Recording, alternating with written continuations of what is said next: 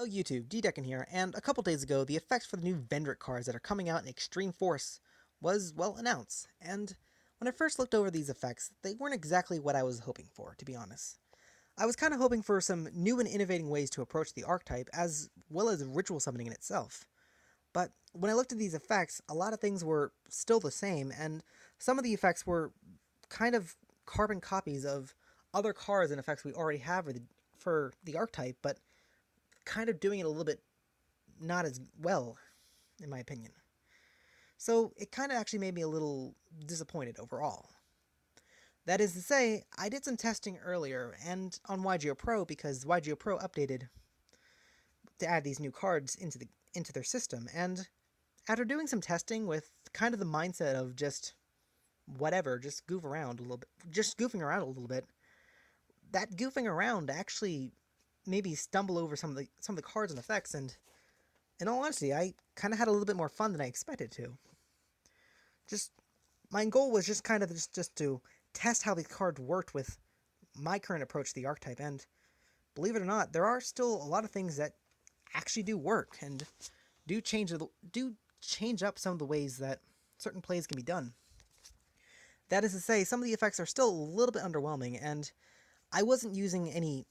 Well, I was using the TCG variant cards that we'll be getting as of soon as Extreme Force. I wasn't using Vampire Sucker or Binary Sorceress, and I also wasn't using a Grinder Golem. I was kind of using a pure Vendread build. And that said, even then, again, I had some fun with it. So, because I had some fun, it made me look back at these cards, reevaluate what they were doing, and, well, this video is basically me just talking about that. That is to say, what exactly are these new cards? Well, first of all, it's the level 7 ritual monster, Vendread Battlelord. Now, the YG organization described this card as basically Shockmaster, which in a way it is, but slightly better, actually. This card has basically two effects. The first effect is you banish a Vendread card from your graveyard, and you declare monster, spell, or trap. And for the rest of the turn, your opponent cannot activate cards or effects with that declared typing, which is really good when you're trying to deal with hand traps or other forms of back row. It's you declare what you need and you go from there. If your opponent tries to counter it or stop it, they're wasting a resource to do so. Not to mention, once you use the effect, even though this card does have a good 2700 attack, you actually don't even need to keep this thing on the field. Again, I was kind of goofing around, and I play a little bit more of a Link variant of Vendread, so pretty much whenever I got that effect off, I kind of just took it off the field just for the fun of it. And again, the effect still applies for the rest of the turn. Which, again, taking this thing off the field, that immediately goes into its second effect, which is when it's ritual summoned and sent from the field to the graveyard, you can add a ritual monster from your deck to your hand, and if you do, you send a Vendread from your deck to the graveyard. Now, this is basically a mixture of Slayer's second effect as well as Preparation of Rites, which, again, I immediately thought of Preparation of Rites, but Preparation of Rites gets back the ritual spell card from your graveyard. And Slayer added the ritual spell card, which then lets you ritual summon again next turn, or next time you got to it. This card just adds the ritual monster, but which kind of disappointed me because you can't really do anything with the ritual monster unless you have the ritual trap set, but that requires already setting the card as well and setting up the banish zones. However, it does still send a Vendread monster from your deck to the graveyard, and there are a couple different options you can choose from. From the regular Hound to the regular Strix defense play that you can probably make. This card does offer a lot of combos. Not to mention, considering that this card is level 7, you also can use it as the entire tribute for Slayer. If you just want to make a dead Slayer, then just link away and then get your ritual spell. Get another copy of the ritual spell. So, there is some fun you can have with this card, just not initially what I first thought. To be honest, I kind of wanted this card to be a tuner monster, and I do have a twisted reason for that, but I guess a logical reason would be kind of Needle Fiber. I wasn't originally thinking Needle Fiber, but if it was a tuner monster, you can link this card away with another monster, and you can get Needle Fiber, which would then get out Unizombie from your deck, which you can then, just do whatever with, and then revive it back, and then do some extra deck thinning from there, but overall, this is a pretty decent card. I wouldn't actually recommend... I'm not sure if I would recommend 2. I'd definitely recommend maybe 1. or none. That's mostly your variant or choice. The next card, of course, was the most hyped card, Vendread Core. Does it live up to its hype? Well, not currently, but it can.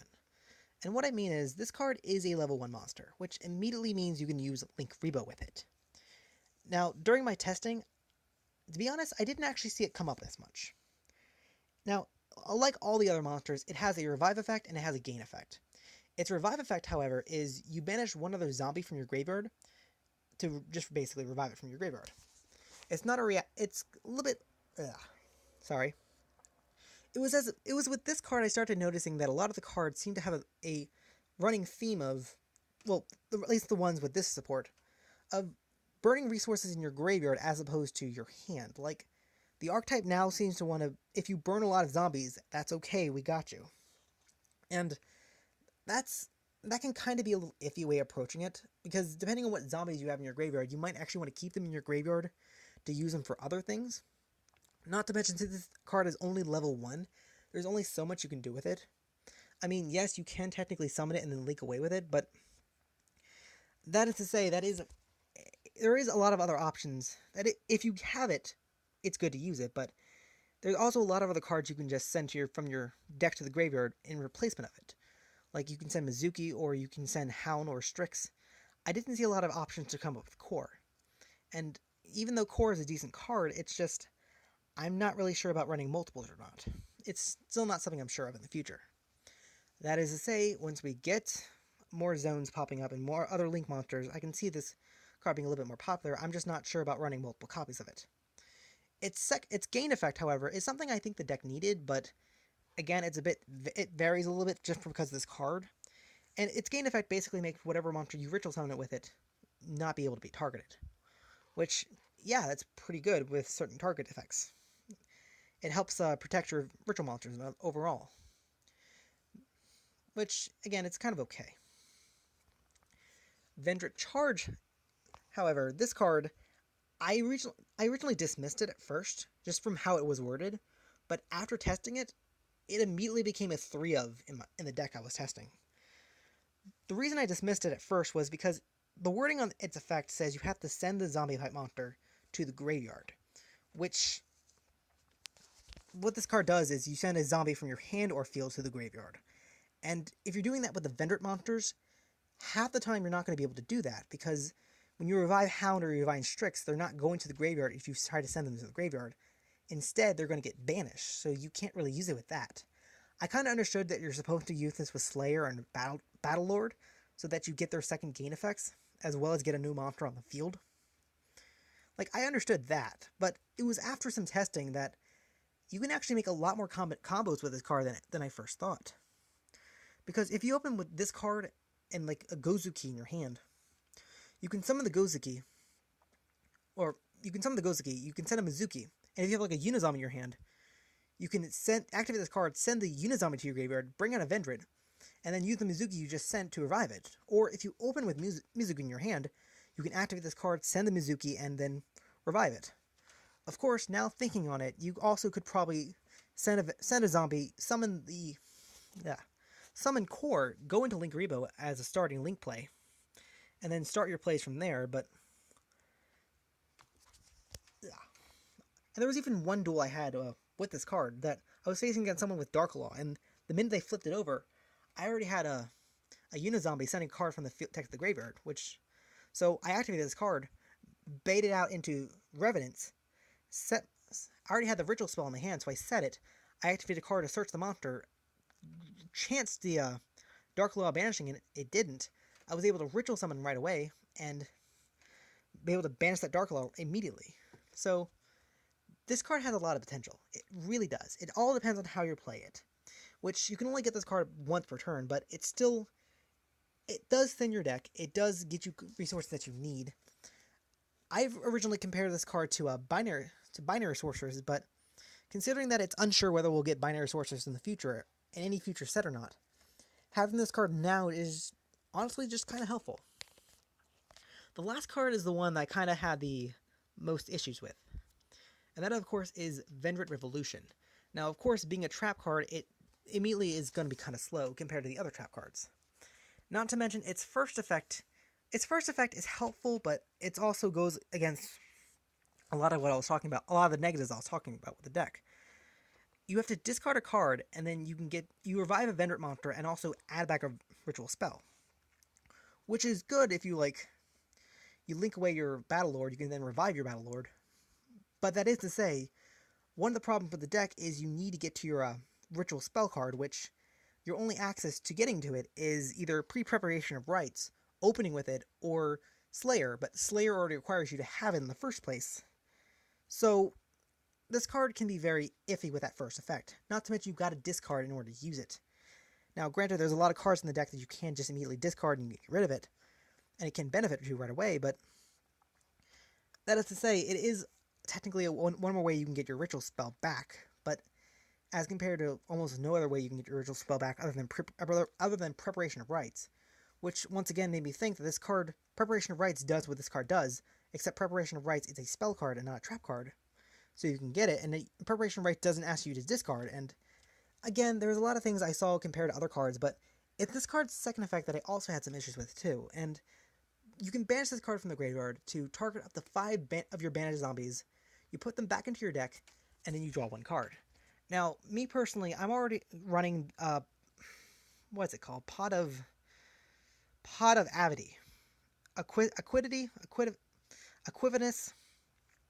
Basically the quick play spell card that shuffles back 3 banished monsters.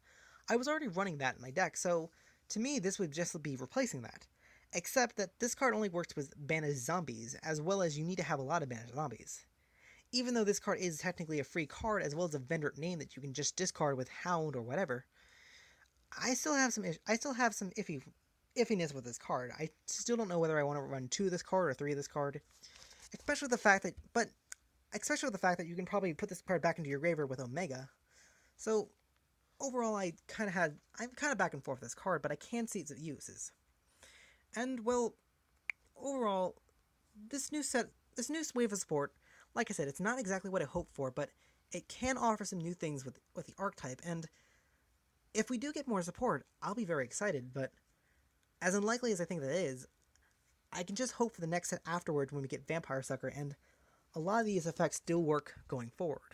Like, a lot of the time I was making Proxy Dragon with just random monsters and then going into Boar Load, whereas if I would have made Vampire Sucker, I would get a free draw, and well, overall, my expectations were lowered, but I still like the archetype. I still like what it's going for, and I'm always still interested in trying out new things with this deck. So, but what do you think? Did you have some of the thought processes I had? Did you think of some new things that I didn't think of? I rambled a little bit more in this video than I wanted to, and I apologize for that.